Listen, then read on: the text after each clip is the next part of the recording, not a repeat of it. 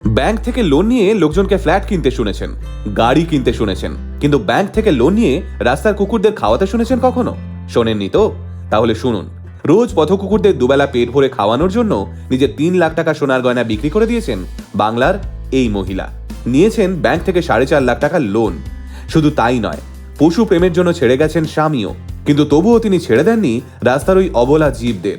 365 দিন রাস্তার প্রায় 600 থেকে 700টি কুকুরকে মাংস ভাত খাওয়ান কল্যাণী বি ব্লকের গৃহবধূ বছর 50-এর নীলাঞ্জনা বিশ্বাস। আর ঠিক এই কারণে প্রতি মাসে তার রাস্তার কুকুরদের পিছনে খরচ হয় প্রায় 50,000 টাকা। বাড়ির লোক, পাড়া প্রতিবেশী, কারোর কোনো বারণই ধোপে টেকেনি নীলাঞ্জনা দেবী পশু প্রেমের কাছে। সামনেই তো মাদার্স ডে, তাই আসুন আজকের ভিডিওতে আমরা শুনে নিই এক হার না মানা মায়ের গল্প, যে মা তার সারমেয় সন্তানদের ভালো রাখতে নিজের সর্বশান্ত হয়েছেন, তবুও তার সারমেয় সন্তানদের গায়ে একটা আঁচও লাগতে দেননি। ইংলিশে মাস্টার্স নীলাঞ্জনা দেবীর বড় হওয়া খড়গপুরে। বাবা ছিলেন খড়গপুর আইআইটির প্রফেসর। ছোটবেলা থেকে রাস্তার অবলা জীবদের নিজের সন্তানের মতো ভালোবাসে নীলাঞ্জনা দেবী। তাই রাস্তাঘাটে কোনো অসুস্থ কুকুরের সেবা করা থেকে শুরু করে তাদের নিয়ম করে খেতে দেওয়া সবটাই করতেন তিনি। নীলাঞ্জনা দেবী ভেবেছিলেন বিয়ের পরে স্বামীকেও তিনি পাশে পাবেন এই কাজে, কিন্তু দুর্ভাগ্যবশত নীলাঞ্জনা দেবীর স্বামী স্ত্রীর এই পশুপ্রেমকে একেবারেই ভালো চোখে দেখতেন না। নীলাঞ্জনা দেবী যেহেতু গৃহবধূ, তাই সংসার চালানোর জন্য স্বামীর কাছ থেকে মাসিক যে টাকা পেতেন সেখান থেকেই টাকা বাঁচিয়ে রাস্তার কুকুরদের খাওয়াতেন। একদিন দেখলেন একটি মা কুকুর রাস্তার ডাস্টবিন থেকে খাবার তুলে নিয়ে তার ছোট ছোট বাচ্চাদের খাওয়াচ্ছে। সেদিন ওদের ওই অসহায় মুখগুলো দেখে বুকটা ফেটে গেছিল নীলাঞ্জনা দেবীর। আসলে ততদিনে নীলাঞ্জনা দেবী নিজেও এক পুত্র সন্তানের মা হয়েছেন। তাই সেদিনই নীলাঞ্জনা দেবী ঠিক করে নিয়েছিলেন তিনি নিজে না খেতে পেলেও হবে, কিন্তু ওদের কখনো অভুক্ত রাখবেন না। সেই শুরু। তারপর থেকে সংসারের খরচ বাঁচিয়ে শুরু করলেন ওদের জন্য প্রেসার কুকারে রান্না করা। তারপর সেই রান্না নিয়ে গিয়ে সারা এলাকা ঘুরে ঘুরে কুকুরদের খাওয়ানো। ধীরে ধীরে কুকুরের সংখ্যা বাড়তে শুরু করলো। এরপর ভাড়া নিলেন একটি টোটো, তাতে মাংস ভাত চাপিয়ে নিজের এলাকা তো বটেই, এমনকি আশেপাশের এলাকার কুকুরদেরও খাওয়াতে শুরু করলেন তিনি। ওদিকে কুকুর যত বাড়তে থাকলো, তাদের খাওয়ানোর খরচও তত বাড়তে শুরু করলো। চিন্তার ভাঁজ পড়লো নীলাঞ্জনা দেবীর কপালে।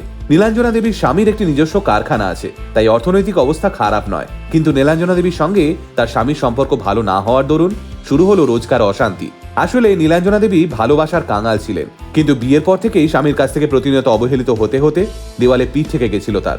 আর তাই নিজেকে মানসিকভাবে ভালো রাখতে রাস্তার ওই অবলা জীবগুলোকেই আঁকড়ে ধরেছিলেন তিনি।